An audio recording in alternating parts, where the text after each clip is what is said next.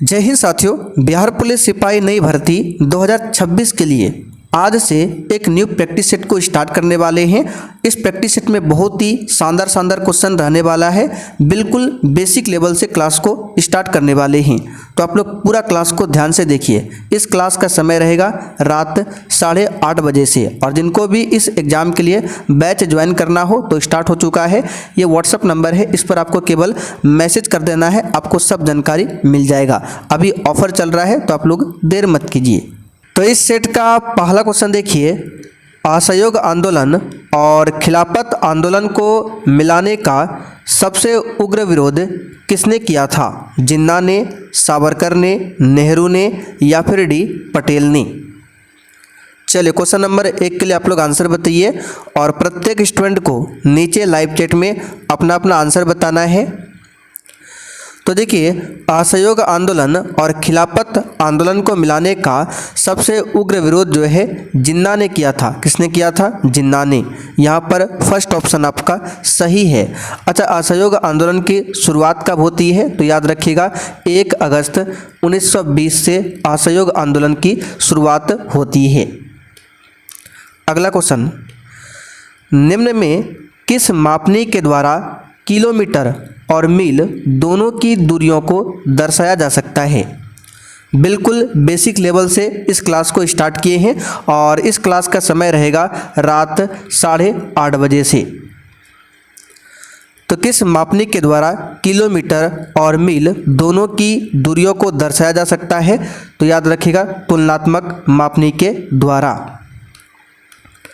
चलिए आगे देखते हैं, निम्नलिखित में से कौन भारत में वाणिज्यिक फसल है?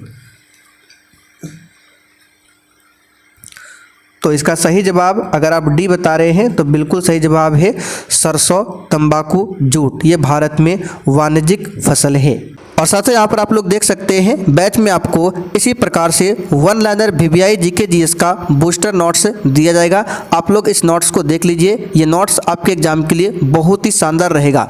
इस प्रकार से लगभग आपको 60 से 70 नोट्स दिया जाएगा, ठीक है। इसी प्रकार से आपको स्पेशल बिहार GK का नोट्स मिल जाएगा, और इसी प्रकार से पिछले 10 से 12 साल का बिहार पुलिस का क्वेश्चन बैंक भी लिखा हुआ मिल जाएगा, ठीक है। ये सब कुछ आपको बैच में मिलेगा। बैच को लेने के लिए आपको व्हाट्सअप नंबर लिखा देते हैं 9631887058। इस व्हाट्सएप नंबर पर केवल आपको मैसेज कर देना है, आपको सब जानकारी मिल जाएगा, ठीक है। अगला क्वेश्चन, कौन सा ऊर्जा स्रोत नवीकरणीय है? देखिए, एक होता है नवीकरणीय और एक होता है अनवीकरणीय। तो यहाँ पर जो नवीकरणीय ऊर्जा के स्रोत है ये सभी है जल ऊर्जा, सौर ऊर्जा, पवन ऊर्जा, ये सभी नवीकरणीय ऊर्जा के स्रोत है। अच्छा, अनवीकरणीय ऊर्जा स्रोत में क्या क्या आएगा? तो कोयला, पेट्रोलियम, प्राकृतिक गैस, परमाणु ऊर्जा, ये सभी अनवीकरणीय ऊर्जा के अंतर्गत आएगा। आगे देखिए, कोयला किस प्रकार का संसाधन है? बताइए। तो कोयला जो है अनवीकरणीय संसाधन है, क्योंकि भविष्य में कोयला कभी न कभी खत्म हो जाएगा, इसलिए ये अनवीकरणीय संसाधन है, ठीक है। कोयला के कितने प्रकार होते हैं? तो 4 प्रकार होते हैं। कितने? 4 प्रकार। आगे देखिए, निम्नलिखित में से किस एक को भारत में वैश्वीकरण के कारण सबसे कम लाभ हुआ है? चलिए क्वेश्चन नंबर 6 के लिए आप लोग आंसर बताइए। तो यहाँ पर इसका सही जवाब क्या है? कृषि क्षेत्र, ठीक है। कृषि क्षेत्र को फर्स्ट ऑप्शन आपका सही है। आगे देखिए, कांडलापत्तन किस राज्य में है? और साथियों, अगर आप लोग सच में बिहार पुलिस नई भर्ती 2026 की तैयारी करना चाहते हैं तो आप लोग आज से ही तैयारी में लग जाइए। क्लास का समय है रात 8:30 बजे से। तो कांडलापत्तन जो है ये आपको गुजरात में देखने को मिलेगा। कहाँ पर? गुजरात में। सी वाला ऑप्शन यहाँ पर आपका सही है। कांडलापत्तन जो है इसका नया नाम क्या है? तो दीनदयाल पत्तन, यानी कि दीनदयाल पत्तन के नाम से भी इस बंदरगाह को जाना जाता है। आगे देखिए, मतगणना का कार्य कौन करता है? बताइए। तो साथियों, मतगणना का कार्य करता है चुनाव आयोग। कौन करता है? चुनाव आयोग। डी ऑप्शन यहाँ पर आपका सही है, चुनाव आयोग। ठीक है। अच्छा, चुनाव आयोग की स्थापना भारत में कब हुई थी? तो 25 जनवरी को। ठीक, 25 जनवरी 1950 को हुआ था। इसलिए हम लोग 25 जनवरी को राष्ट्रीय मतदाता दिवस मनाते हैं। आगे देखिए, निम्न में कौन एक राजनीतिक अधिकार नहीं है? और साथियों, जैसे ही क्लास खत्म होता है इसका पूरा पीडीएफ आपको आंसर के साथ मिल जाएगा बैच में। ठीक है। तो जिन्होंने अभी तक बैच को ज्वाइन नहीं किया है फटाफट से जाकर बैच को ज्वाइन कर सकते हैं। अभी बैच में ऑफर चल रहा है, तो जो हमने आपको व्हाट्सएप नंबर पीछे लिखाया है उस पर मैसेज करके बता सकते हैं किस प्रकार से बैच मिलेगा, सब जानकारी आपको मिल जाएगा। तो राजनीतिक अधिकार इसमें से कौन नहीं है? तो किसी धर्म को स्वीकार करने का अधिकार, ये राजनीतिक अधिकार के अंतर्गत नहीं आता है। आगे देखिए, कौन सा कदम लोकतांत्रिक सुधार का सूचक है? तो ये है पंचायती राज। डी ऑप्शन आपका सही है। अच्छा, भारत में पंचायती राज के शिल्पकार के रूप में किन्हें माना जाता है? तो बलवंत राय मेहता को। ठीक है, बलवंत राय मेहता ने ही भारत में त्रिस्तरीय पंचायती राज व्यवस्था को दिया था। आगे देखिए, वर्ष 1919 में कौन सा एक्ट लाया गया था? तो आप सभी जानते हैं रॉलेट एक्ट को वर्ष 1919 में लाया गया था। यहाँ पर बी ऑप्शन सही है। आगे देखिए, भारतीय राष्ट्रीय कांग्रेस के प्रथम अधिवेशन की अध्यक्षता किसने किया था?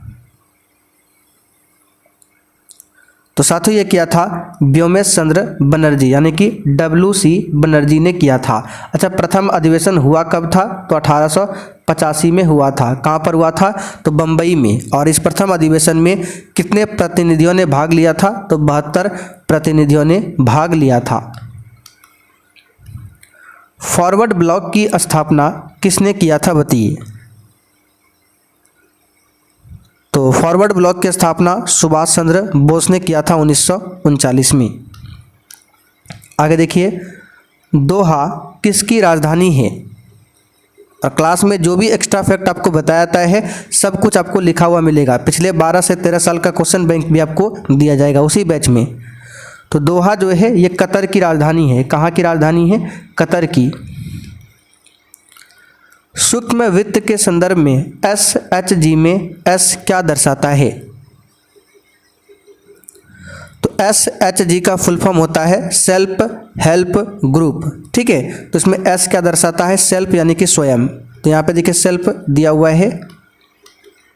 आगे देखिए, निम्नलिखित में से किस अधिनियम के बाद भारत ब्रिटिश ताज के नाम से शासित होने लगा? बताइए किस एक्ट के बाद? तो ये है भारत सरकार अधिनियम 1858। सी वाला ऑप्शन यहाँ पर आपका सही है। निम्नलिखित में से किस आयु वर्ग को भारत में कार्यशील जनसंख्या या कार्यशील आयु माना जाता है? इसका सही जवाब है 15 से 59 वर्ष आयु वर्ग को भारत में कार्यशील जनसंख्या या फिर कार्यशील आयु माना जाता है। आगे देखते क्वेश्चन 18। फरवरी 1947 में वेवेल के स्थान पर भारत का वायसराय किसे नियुक्त किया गया था? याद रखिएगा माउंट बेटन को। सी ऑप्शन यहाँ पर आपका सही है, माउंट बेटन को। आगे देखिए, हर साल हॉर्नबिल महोत्सव निम्नलिखित में से किस राज्य में मनाया जाता है? बताइए। तो साथियों, हर साल हॉर्नबिल फेस्टिवल जो है नागालैंड में मनाया जाता है। कहाँ पर? नागालैंड में। 1976 में अनुच्छेद 51A के तहत भारतीय संविधान के किस भाग में मौलिक कर्तव्य शामिल किए गए थे? तो 1976 में हुआ था 42वां संशोधन। इसी के तहत संविधान में 10 मौलिक कर्तव्य को जोड़ा गया था। बाद में फिर एक मौलिक कर्तव्य को जोड़ा गया था, फिर हो गया 11।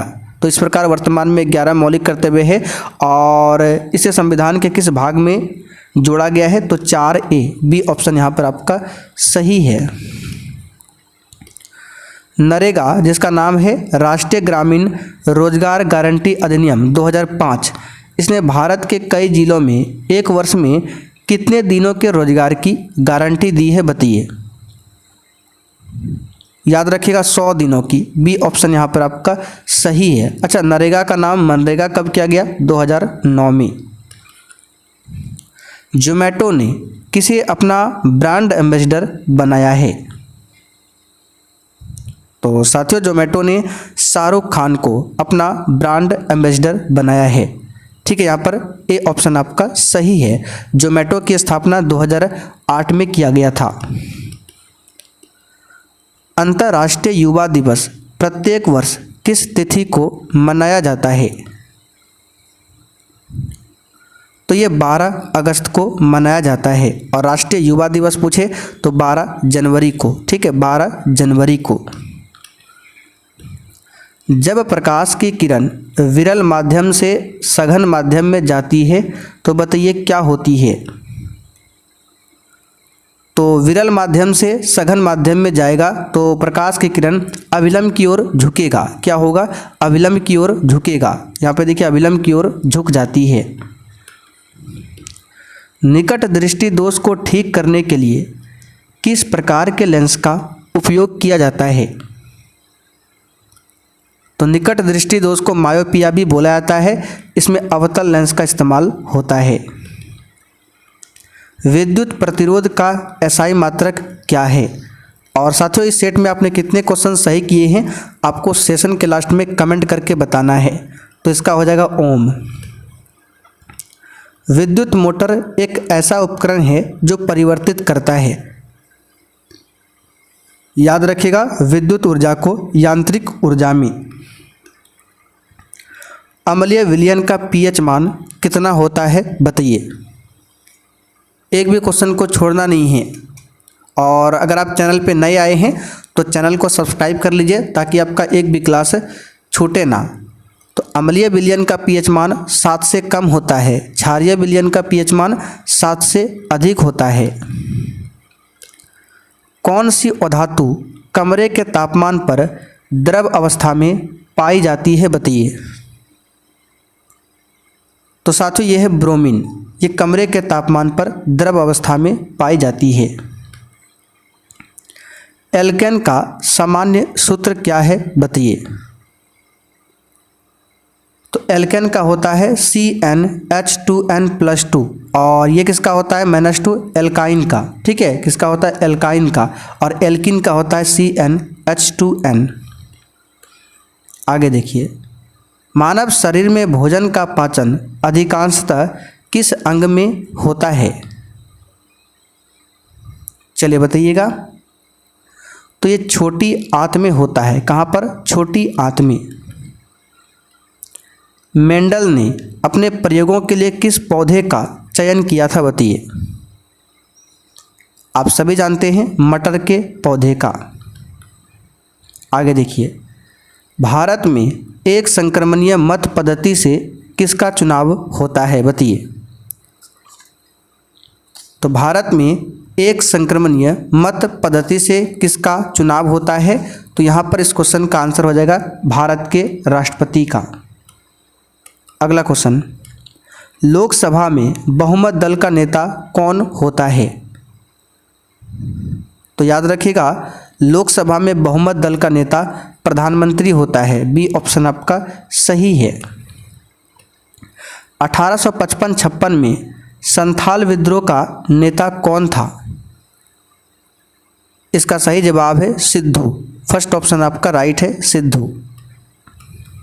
आगे देखिए, जालियांवाला बाग ने किस आंदोलन की पृष्ठभूमि तैयार किया था? याद रखिएगा असहयोग आंदोलन की। जालियांवाला बाग हत्याकांड 13 अप्रैल 1919 को हुआ था। आगे, उत्पत्ति के आधार पर संसाधनों को और किसके रूप में वर्गीकृत किया जा सकता है? तो उत्पत्ति के आधार पर संसाधनों को जैविक और अजैविक के रूप में विभाजित यानी वर्गीकृत किया जा सकता है। जैविक और अजैविक। मानचित्र की दूरी को मापने में क्या कहा जाता है बताइए। तो इसे अंश बोला जाता है। क्या बोला जाता है? अंश। फर्स्ट ऑप्शन राइट है। निम्नलिखित में से कौन सा वृक्षारोपण कृषि का उदाहरण है? बताइए इसका आंसर। तो चाय जो है वृक्षारोपण कृषि का उदाहरण है। ठीक है, चलिए। अच्छा, आप लोग एक क्वेश्चन का आंसर बताइए, हॉर्टिकल्चर किससे संबंधित है? हॉर्टिकल्चर। संसार की सबसे ऊंची सड़क कहाँ पर है? तो इसका सही जवाब क्या होगा? लद्दाख में। बी ऑप्शन राइट है। तो साथियों, आज के सेट को यहीं पर कंप्लीट करते हैं। आज फर्स्ट क्लास है तो इसमें आज हमने 40 क्वेश्चन कवर किया है। अब जिनको भी इस क्लास का पीडीएफ आंसर के साथ चाहिए, इसके साथ में वन लाइनर जीके जीएस का वीवीआई नोट्स, पिछले 10 से 12 साल का one liner question bank, special Bihar GK notes, short notes, class, कुछ भी चाहिए, ये व्हाट्सअप नंबर है। इस पर आपको केवल मैसेज करके बताना है आपको किस एग्जाम के लिए बैच चाहिए, आपको मिल जाएगा। अभी ऑफर चल रहा है तो आप लोग देर मत कीजिए।